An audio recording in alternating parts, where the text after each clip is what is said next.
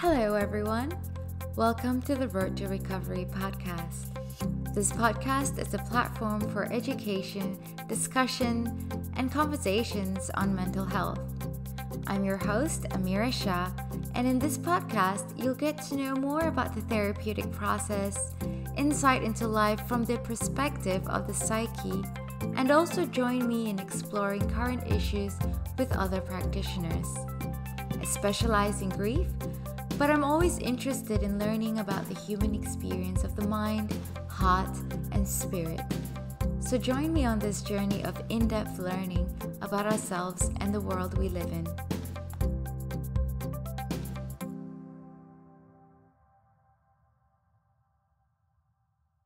Hello everyone, and welcome back to Science of the Soul. Today I have with me Lisa Chiang. Lisa is a university counselor, and Lisa and I actually did our masters at university together. So, hi Lisa, thank you for joining me today.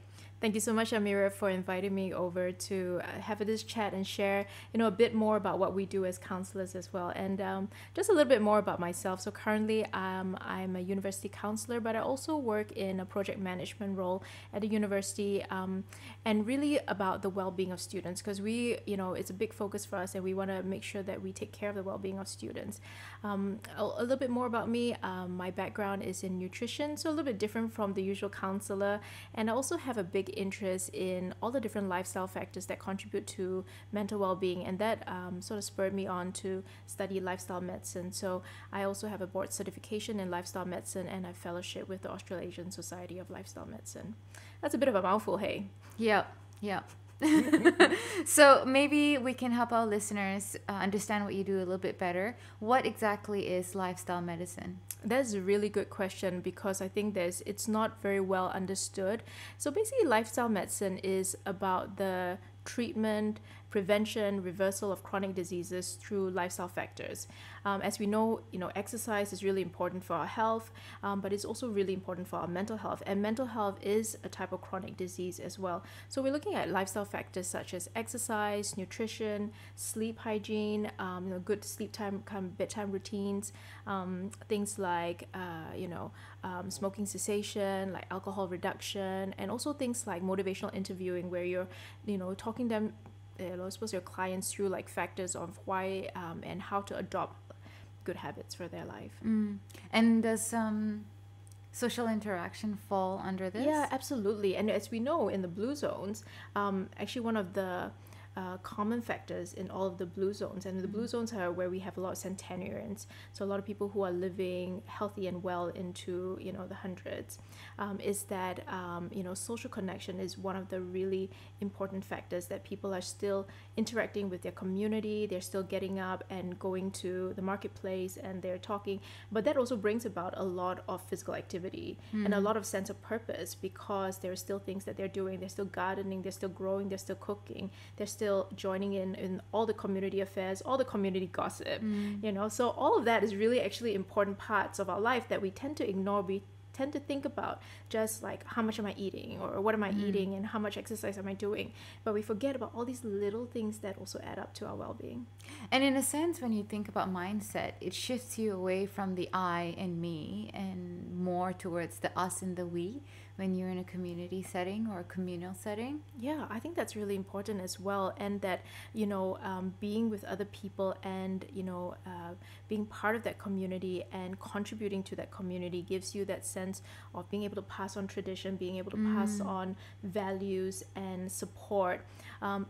You see in different cultures now as well, they have these like maybe even community sort of banking, community pools that come together where they support each other. Where their farming is no good, somebody else is able to chip in and support, and that reliance on each other, that's really age old, really, isn't it? That sense of community. So absolutely, community is really important. Just like you and me, man, we are part of community, and that support is so important. Even as counselors, having that community of support, able to grow together and learn together and support each other, and it's really important, because I think in this work, especially that we do, can become really challenging without that community support. Yeah, I mean, counselors often get quite siloed. I think psychologists as well. I'm not too sure about psychiatrists, but when you're working in the mental health profession, you don't really sit down with your other colleagues in an office and then chat and have lunch and then go out for drinks afterwards. It's not something that we generally do. Yeah. And a lot of us are women as well, as a female dominated environment. So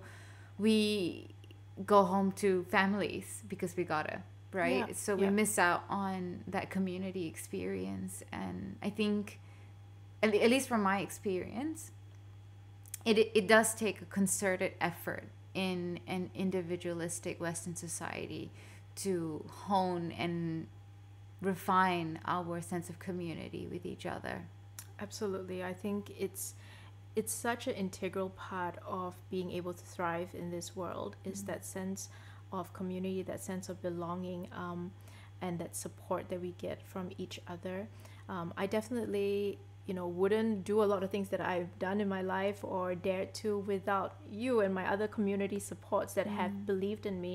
And, and that is so important. I think that, we have our cheerleaders in that community. And also, but not only that, it's also to, when we're doing something that they don't think it's aligned with our values or our beliefs, to call us up on some of these things. So I think that sense of support and community and being able to be vulnerable with people as well, I think that's so important. And that certainly has not been something that communities have done that well in the past, I think, is to embrace that vulnerability. As you can see, I think for the cultures that we come from, there's a lot of that sense of having to behave in a certain way and to, hide our weaknesses. But as we have developed community and we rethink about how community is important, about seeing the whole of us, is that we dare then to be vulnerable and to be open in that space. And that really brings that true sense of connection. And it's really beautiful as well, isn't it? It's a sense of growing together. And I guess when you have those social stigmas whereby you don't feel like you can open up and be fully vulnerable and honest with each other for the sake of saving face or whatever it is, we just can't grow as a human being, and let alone grow as each other together. And then when a friend of ours in our friend group suddenly has a breakdown, we'd end up saying, I had no idea this is happening to this person. Which brings me to a different point, actually. This might be a bit of a digression, but in the Exodus, in the Bible, there was a lot of emphasis on the Sabbath, which is this Saturday, or Saturday into Sunday, if I'm not mistaken. And there's also a lot of emphasis of that being the time that you spend with your family. And there's also a lot of emphasis on having family meals, with the sacrificial idea whereby you sacrifice something and you feed it to your tribe and your family, and this person gets this much and blah blah blah and all that. It gets a bit dogmatic, but I think the underlying philosophy is the sharing of food, which also means the sharing of connection and knowing each other and communicating with each other, so that when something goes wrong, you can pick up on it and you can step in and help each other out because you know something is off. You can kind of nip it in the bud, in a sense. You might not know what it is exactly, but if you don't talk to each other and you don't commune together, and eating together is such an archaic, primitive, primal, biological, evolutionary, all those words, sense of humanity, then and then if you think about how we are these days, we're always, well, not we are always, but I sometimes find myself eating alone quite often, and that actually makes me a bit sad, because I grew up in a culture where we always ate together and we talked and we aired our grievances and celebrated each other's successes together. So definitely, I think when you talk about nutrition and lifestyle medicine, I'm also thinking about what are we eating and who we're eating with, and what happens while we're eating and partaking in these activities, like the people in the blue zone. Yeah, absolutely. I think, I'm glad you touched upon that point. Food is not just about nutrition, or in the sense of how much nutrients you're getting. But I mean, you can think of it as nutrition because it is nutritious for us. It is growing us in our souls. It's that sense of connection, and that also that contribution, right? That the mom or the parent or the person that prepares the food puts a lot of love and attention and values and tradition and into their cooking. And it's a labor of love that brings people together. Absolutely, that food, like now, even with the fasting and the Ramadan, how much food, is centered around eating together at the end of the day, when you're coming together, and that big sense of community, and that breaking fast or breaking food together and eating together just really connects us in a joyous way, because there is that sense of meeting our physical needs, but also meeting our emotional needs. And I've tried my best as well to pass that tradition and continue that. We always, like, as a family, eat together. And I think in the main meal, which is the dinner of the day, because of course lunch, kids are at school, I'm at work, but trying to have that space to talk, to communicate, ask ourselves about the day, ask ourselves about the food and how delicious it is. And that's the important part as well, is that when we are enjoying these things together and we're thinking about it, it brings us into the present moment. And that is a part of that lifestyle factors, where we are, always nowadays so caught up in the busyness, in the doing, that we often don't remember to come back to the simple things in life, to come back to being present, the being mode, to being together with each other, sharing the same food with each other, talking about the food together, experiencing it together, and connecting with each other over. And food is so multi-pronged, right? Like, it's not just that connection as well that we have, but it's historical. It's like the love of our grandparents and ancestors. And I mean, I suppose I come from the tradition where we may not articulate love so much. I mean, that's something that we try to change now in with our children. But I came from a culture where love was articulated through cooking and through doing things for other people, and for showing concern or care, or the little things that you would do for each other that were not verbalized. And acts of service.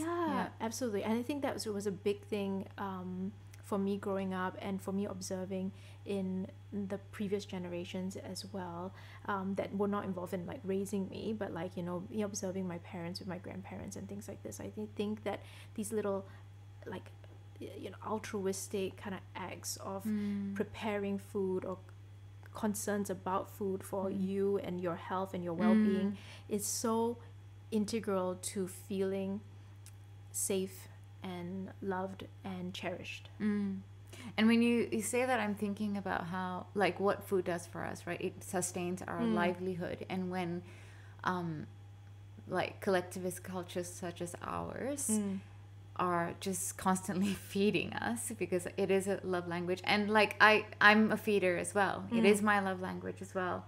So I think it comes from a sense whereby I care about you and your livelihood. Hence I want to feed you and make sure you'll stay alive and be well within yourself, in terms of like, and the best way I can do this is by giving you nutrition. Obviously there are a lot of other ways that we have established now where we can show love, and it doesn't have to be through food. But yeah, it's interesting. It's a very curious thing, isn't it? Like culture and tradition. And I think I've been thinking a lot about the Western view of psychology and our cultural lenses that, and that you're the expert in that as well, like looking through cultural lenses. And I think about, absolutely no culture is perfect, but in wanting to improve or to get more articulation of love and things, that we don't throw the baby out with the bathwater. Like, in that sense, that there's some of these really beautiful things about our culture, that dedication, I mean, like, that our parents had for us, and a lot of in pursuing just words of, like, words of affirmation that we probably don't have a lot in our culture. That wasn't a common thing to get those words of affirmation. But in pursuing that, I don't want to lose these acts of service. I know, like, what I mean? Like, there's a way that even though they were not articulated, we knew that we were cared for and loved. And sometimes just saying, like, words almost a much easier than those acts. Actions. And so by just saying, I wish this was my culture, or this was the way it is, I don't want that to take away from the beauty as well. I mean, like, of the culture that we did come from. And that, so it's a very, I suppose what I'm trying to say, and this is my viewpoint, you know, is that it's heart bridging, having one foot in each world, and also seeing the beauty in each one, and trying to pull from that into our lives, and into, you know, being able to also view it through a cultural lens when we work with our clients. And I think that brings to mind the word transculturalism, because now we are, especially in Australia, we are, I wouldn't even say we're multicultural anymore, we're transcultural. We bring so much cultural hybridity in our lives and within ourselves, and we identify with so many different cultures as well. So for example, if I were to use myself in my life as an example, I'm from Singapore, which is Southeast Asia. I grew up around a lot of Chinese people. My best friend was Chinese. I'm Indian, and I'm, you know, was born Muslim as well. And then I went to the Middle East. I'm not Arab, but I identify with so many of the Arabian cultures and the language, and you know, there's of course the religious aspect as well that was kind of ingrained and inherited from young. And then, you know, my sisters and my family lived in Central Asia, so they've absorbed some of the like Russian cultures there as well. And then we've lived in Australia, which is just so colorful culturally, and having gone to international schools for since from the age of 13 until 18, which is a long time, formative years, being exposed to all of that, which is very Western, but also just super eclectic. And then here I am, like you say, I'm trying to hold on to the cultures and the values that we've inherited. And even that would be like Southeast Asian, Arabian, South Asian, because of the Indian aspect as well. And then the Central Asian, that comes in a little bit here and there. And then also wanting to embrace the science and the Western approaches that also work. And we're just constantly toggling. And every time life throws us a spanner, we're just like, okay, well, how am I going to navigate through this dilemma, whether it's moral or ethical or, you know, spiritual, whatever it is, according to all these inherited cultures and beliefs and values. So yeah. I mean, and your knowledge and your skill sets that on top of that as well, right? So there's so many lenses that we view the world through. Exactly.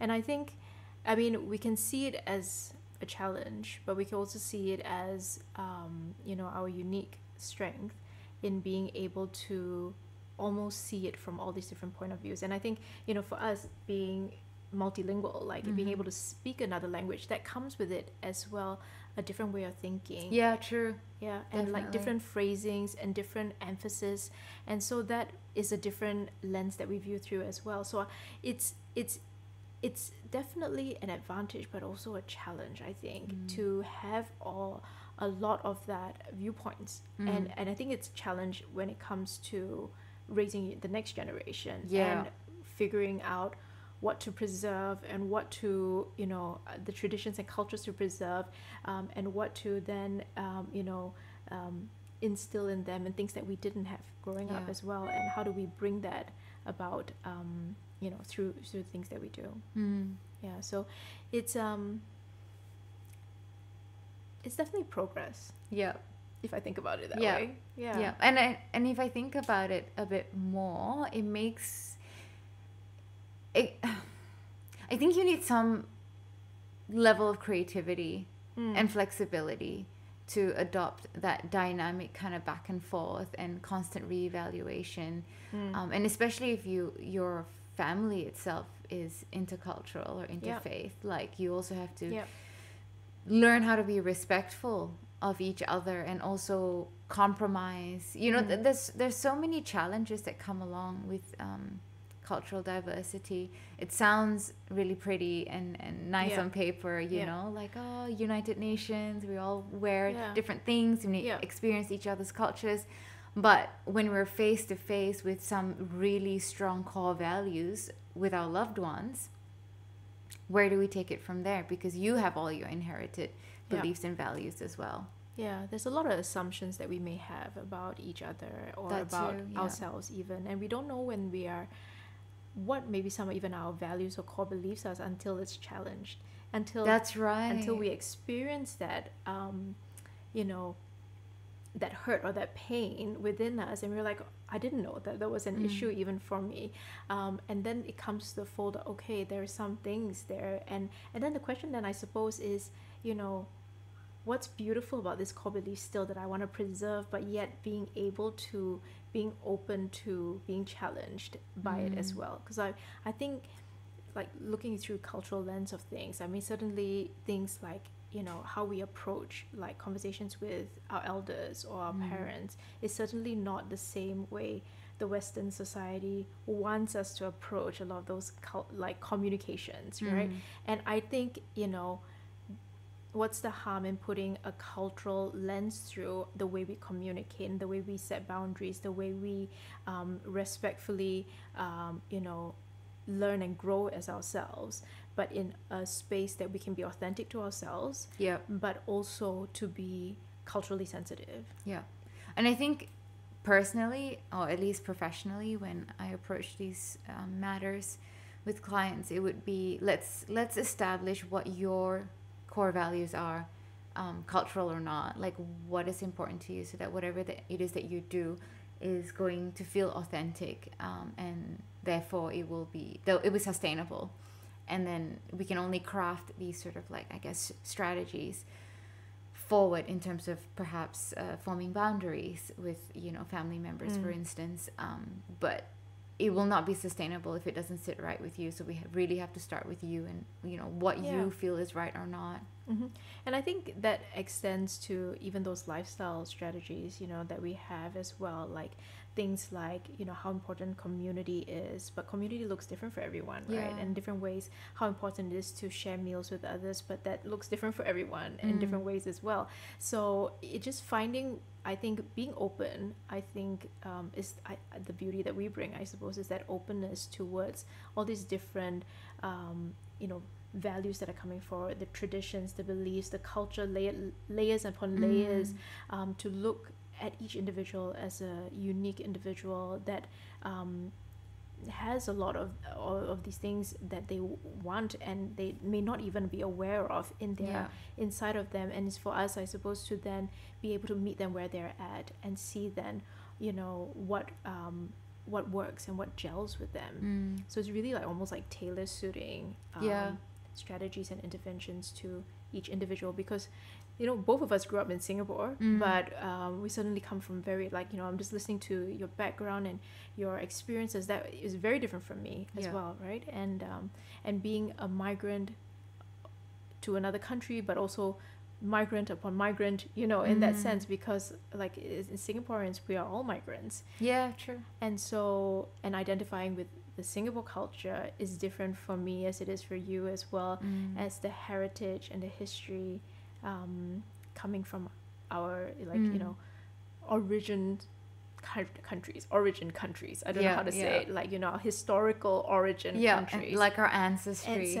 I think that plays a part. I mean, certainly, you know, things that our parents or grandparents would have said to us about values or what is right and wrong.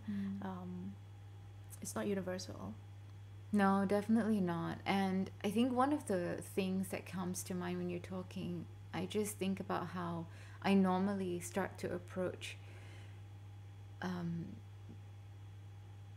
issues around building boundaries within the family system, and also within the self that is, you know, coherent with values, is the virtue of compassion. And, you know, virtue is something that it's not a value, it is something that you actually have to keep working on, you know, to enhance and to hone and to strengthen. So if compassion is there, it's really easy not say really easy, no, it's easier. It's easier to be flexible. It's easier to be open. It's easier to adopt a different perspective. And also it's easier to not be so defensive, right? And then when you have compassion to start from, then you're able to soften your approaches and tailor your approaches a little bit better, because there's less resistance, psychologically at least. That's what I think. Yeah, I do love the way you think, and you know how you look so deeply into what for a lot maybe just superficially looking at issues and problems, and especially when we're connecting as people, and it's that opportunity for us to then put away our defensiveness, or like, and that I suppose, what are we defending? Are we defending our ego, right? Pretty much, yeah. Our ego. So it's almost like we're putting away this preciousness of ourselves to truly be able to hear what's coming forward, because I think ultimately what we want as people is to be able to understand ourselves, that self-awareness, piece, but also to be able to then look and see where we're going to grow and how we're going to grow. And the most important thing, I suppose, to grow as people is to grow in our in our minds, in our being, in our ways of connecting and communicating. So it's beautiful, Amira. Well, thank you, Lisa. And earlier, before we started recording, we talked about, well, you mentioned intention and intentionality, and how you speak with people about that in terms of your decisions, and whether or not, actually, before I waffle on, tell me more about your stance on intention. I mean, I think recognizing, first of all, that we're all human, you know, and that we, as well-intended people, will make mistakes in our lives and in our communication. And so instead, I suppose, even with parenting, not just stating what needs to happen, but saying the intention behind the communication. So, you know, like, my hope and dream is for us to be able to connect, or for us to be able to, you know, have some more clarity on the situation. I'm human, I make mistakes, I have that kind of, you know, I lay down that information and that intention, and that frames a lot of the communication. Because when you say things like this with people that you love, it breaks down, I suppose, I need to win in this situation. The defensiveness. That defensiveness, because the ego comes up, right? And that sense that I need to win, because ultimately, it's not about that at all, right? I mean, what are you trying to win? You're communicating because you want to love them, or you want to support them, or you're afraid for their future, or you have your own insecurities, or your own belief systems that things need to happen in particular ways or particular sequences. And I think it's important to say, like, you know, I'm just coming from that best intention, and having that communication to be open that way, and that frames and it breaks down the walls of you're attacking me if I'm saying that that's the intention. I'm intending to communicate, I'm intending to connect. And I mean, whether that's with you know, from parent to child, or from you know, partners, lovers, you know, just sometimes we get caught up in the, I don't understand what's happening, or I don't understand what we're trying to achieve here, and I have this thing and you're not understanding, you're not hearing me. But when I communicate from a sense of intention, and I'm saying things like, you know, I just want to connect, or I just want to be able to let you know what I think, or I want to work on this together, I want to be on this journey together. I don't need maybe solutions, but I need us to work this out together. So when you're kind of framing what I'm needing from the situation, or my intention of the communication, then I think it sets up towards having a more for lack of a better word, successful communication. And I think when you're intentional, or you're being intentional, and I think this is something that, again, can be a muscle that we work.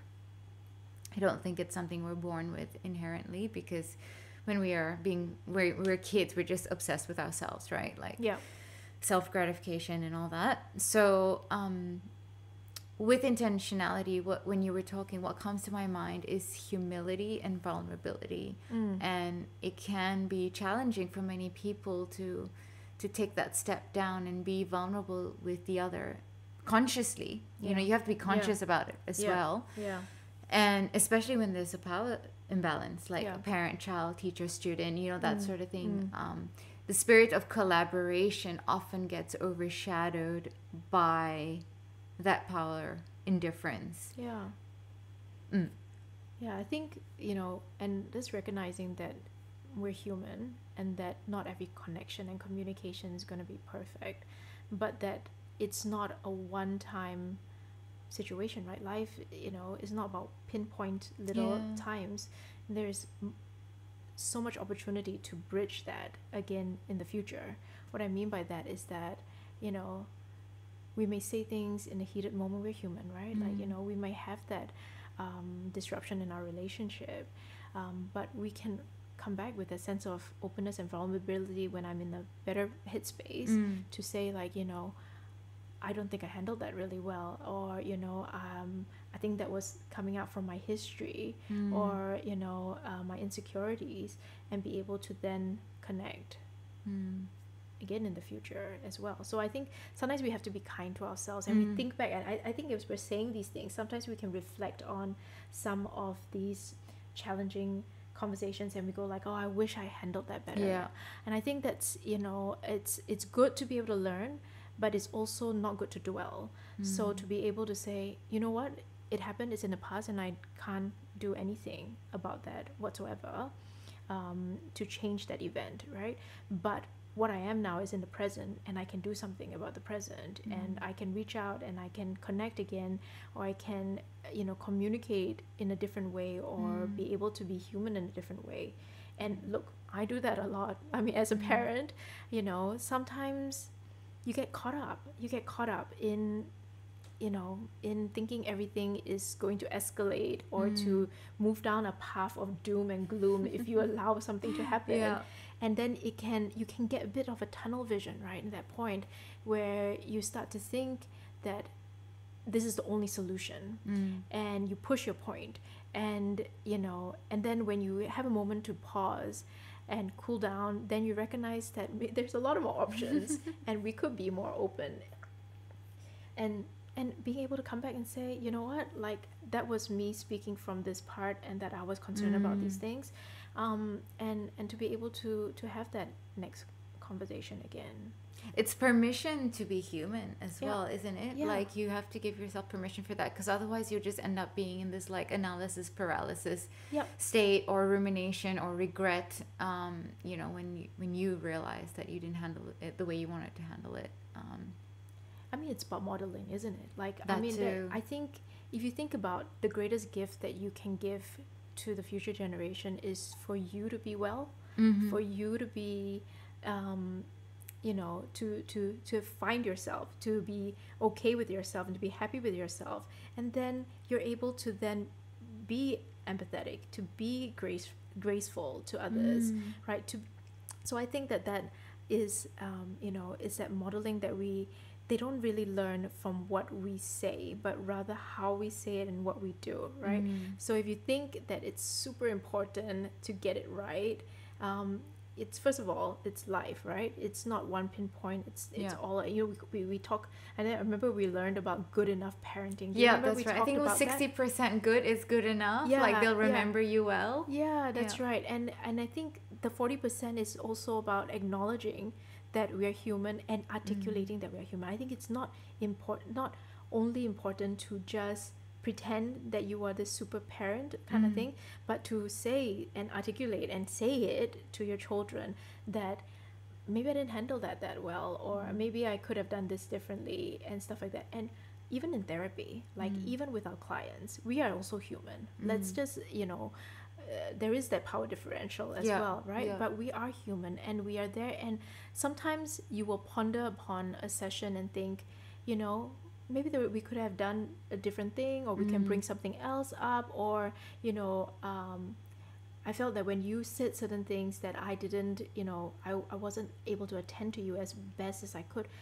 We're human. I think we should talk about these things. I think that that's part of modeling how to be human, as part of the therapeutic approach as well, that we bring our own humanity and our own imperfections as something that we are not afraid of. In normalizing We normalize it. We're all flawed, Hey guys! Thank you so much for tuning in to Science of the Soul.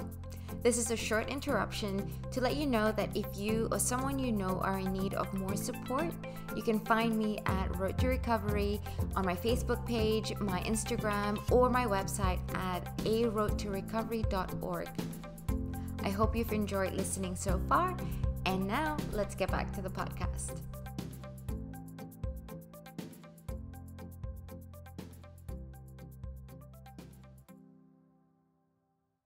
And I guess in a therapeutic setting as well, it kind of helps our clients not put us on a pedestal because we don't really belong there. Yeah. We've just learned a few things and progressed in a career of, learning about the human mind and whatnot and helping that out.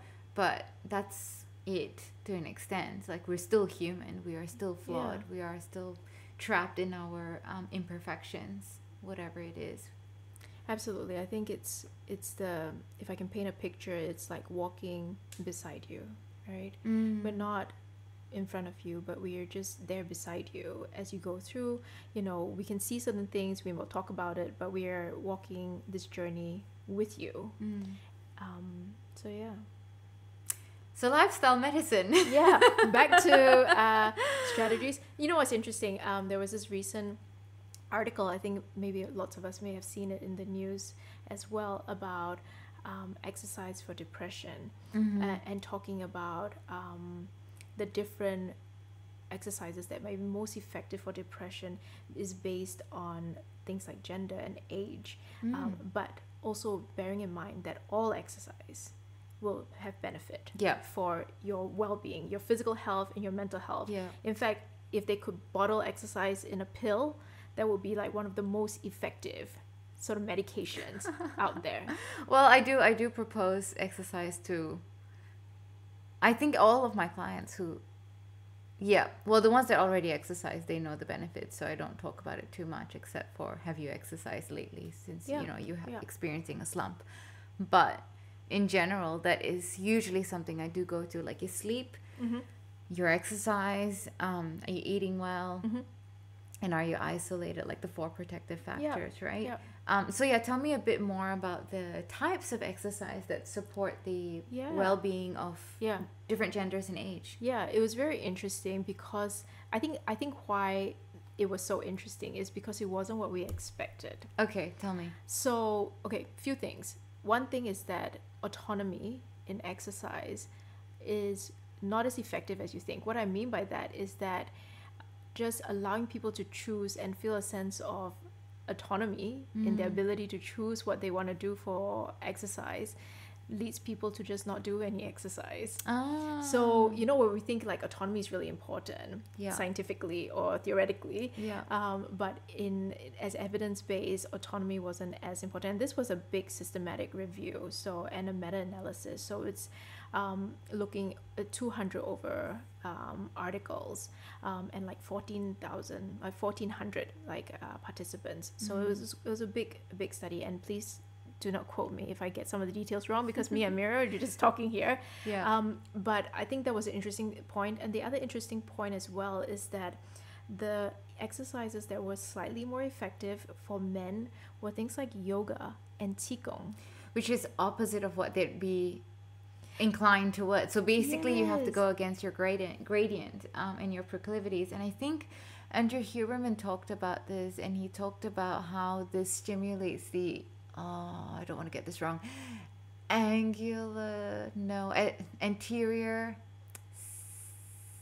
singular, you know what, let's not go into the scientific details. Well, but that part of the brain is the thing that thrives from you doing things that are not comfortable.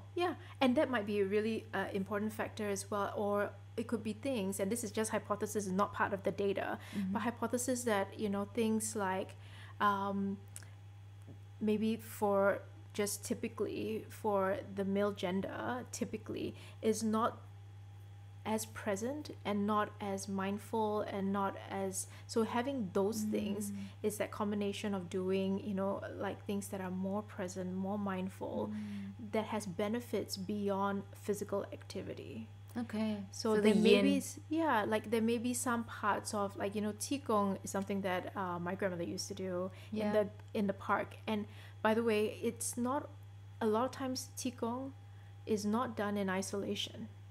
So it is done in a community setting. It is done in the parklands. It's done with other people. And like the way my grandmother used to practice it was that she would meet up with all her friends in the morning. Like, I would go to school, she would go to the park with all her friends, and they would do qigong together.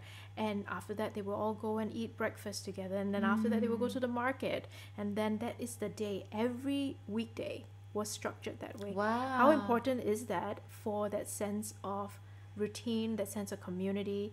And so and I mean, of course, and that practice, which is so mindful and so bringing it down to micro, like, movements, and how you're moving your energies through those kind of places, that intention in every movement.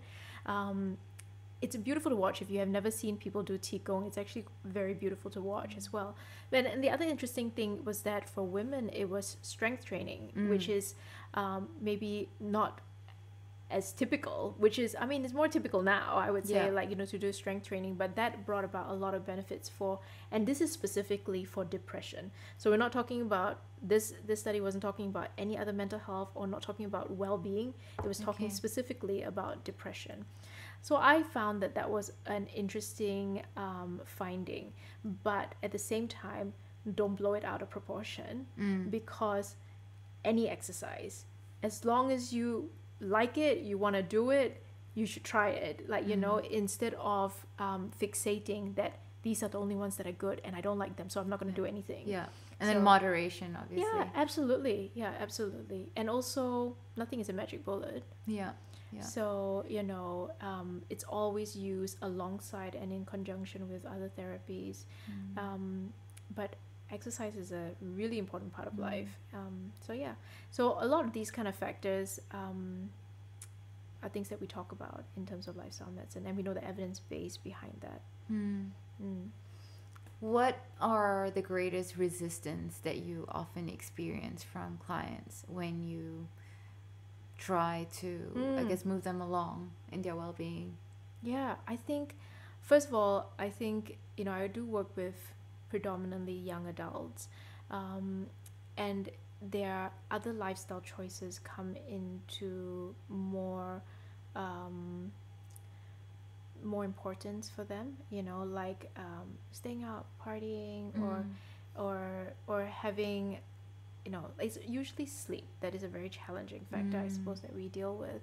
But they have other values, I think, at that point. And you know what? Other priorities, that's right. And we were young ones. Yeah. So I can totally recognize and understand that it's, it's something that they want to try out and do. But then, of course, it's impacting on the well-being. And if they're coming to me for support, then their well-being is quite significantly impacted by the come down. So then it's just a matter of saying, okay, let's start small, and then we can build upon these habits. So, sleep is a really important one to start with, because when you don't have the energy to carry out the rest of your day, you won't want to exercise, you won't want to eat well, you just, a lot of these other factors are like sleep is kind of like the keystone habit, like that needs to happen first before a lot of these other things can happen.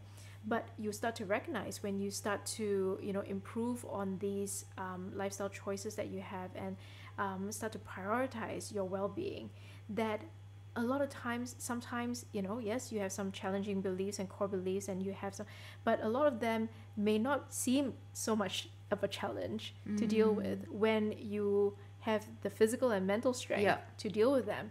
So, or, even relationship issues may not be as opaque as they are, like you can't see through, or you can't figure out a way out when you are not sleep deprived. And being sleep deprived, from personal experience, it does heighten a lot of your emotions, and it does exacerbate them. The negative ones, definitely the negative ones, not so much the positive ones. No one who is sleep deprived wakes up like after 2 hours of sleep and goes like, wow, the sun is just magical.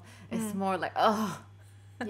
And sleep really punctuates your life, right? Imagine if you go, Da Vinci probably did this, if you go through life just barely sleeping, there's no end and beginning. And that can really play on your mind, because that just means that you're just having this one really long like life, and you're constantly fighting, and you're constantly putting out fires. There's no reprieve and rest, and there's so much obviously neurochemistry that's happening, but just just mentally there's no stop. Like we need a stop, and we need a start. We don't go on, like we just don't go on and on and on and on. That's just not how we operate. And the thing with sleep is that it's almost like, it's a bit of like chicken and egg issue, because a lot of times people who experience high levels of anxiety or worries have trouble sleeping, right? Because they're thinking very much about these things, and because they have trouble sleeping and they have lots of energy, they have a lot more caffeine maybe that they're using in the day, that's also impacting on their anxiety, then it's impacting on their sleep. And so it's a bit of like a cycle that perpetuates and exacerbates the situation, because there's, like you say, there's no stop point to that, and it's almost as if let's just tackle it at any point that you are able to see some clarity at this point. So if it is some ways, and definitely with sleep, sometimes it's easier to start with these physical habits, because we have some more concrete ways of working through like your bedtime routine. We can actually be a bit more investigative and go like, okay, what's happening? What time is your last coffee? What time are you waking up in the morning? Are you having naps in the afternoon? There's troubleshooting happening. Like what is your dinner like? Are you eating too close to bedtime? What are you doing with your screen time in the evenings? Are you dimming your lights? How are you being able to put aside maybe some of the thoughts? Are you doing some lists in the evening to help put aside some of those things that keep swimming inside your head? Are you watching something calming in the evening, or are you watching like horrors and things that you're thinking about that a lot? So a lot of different ways we can work with your sleep bedtime routine. And bedtime routine is really important. It does make a difference in how you will function the next day, and how much you enjoy your life, how much you love yourself. And the quality of the sleep as well, right? Absolutely. Your bedtime routine is it impacts the quality of your sleep tremendously. Like you can just, if you're the kind of person that can just kind of like your head hits the pillow and that's it, lights out, I mean, good for you. I'm sure many people. That is me. That's you. That's me to an extent as well. So I think with that, I find myself slack in terms of bedtime routine, because I know that when I'm tired and I put my head down, I'm just gonna sleep anyways. But the quality of my sleep is not going to be good, and it's harder for me to motivate myself to do the bedtime routine for the sake of sleep quality. If I had trouble sleeping, I'll be more motivated to invest in sleep hygiene. And I think you will notice a difference if you are structuring it a little bit more. I certainly have noticed a difference on having, like, say, lights, like only dim lights in past like 8 o'clock and stuff like this, and just spending some time communicating, talking, and just calming down, and not focusing on work or on different strategic approaches for everything, which always swim around my head, but just being able to talk about like nothing, like things that have low weight, and communicate. But I mean, like, that also shows then the importance of having someone that you can communicate with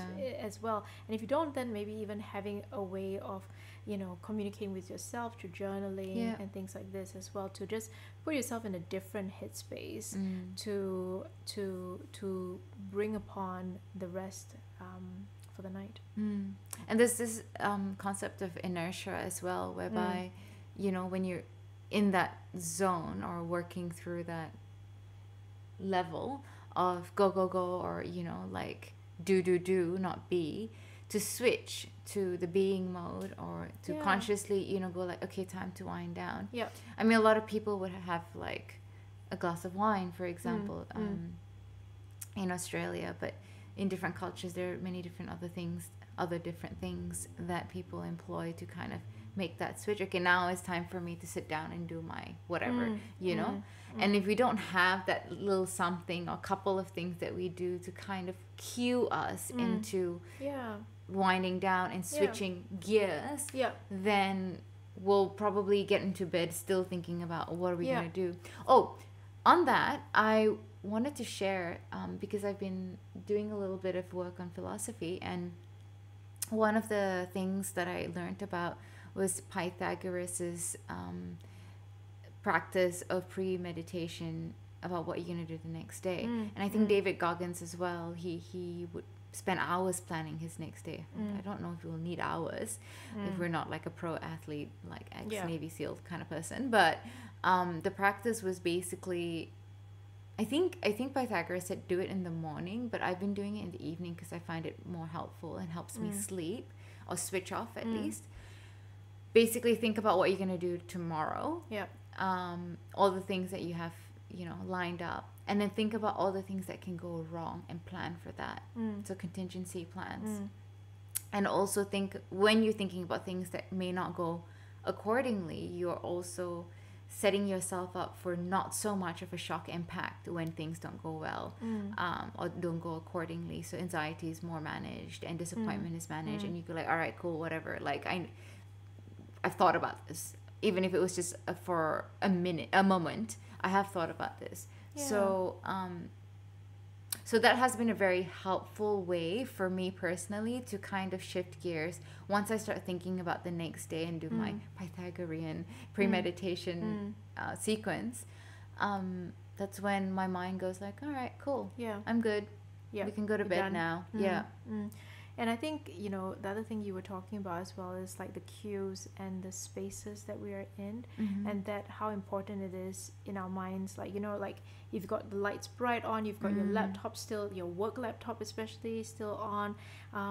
Your brain is like, well, this is work time. This is, you know, cueing you to be alert and attentive, because what if you miss something?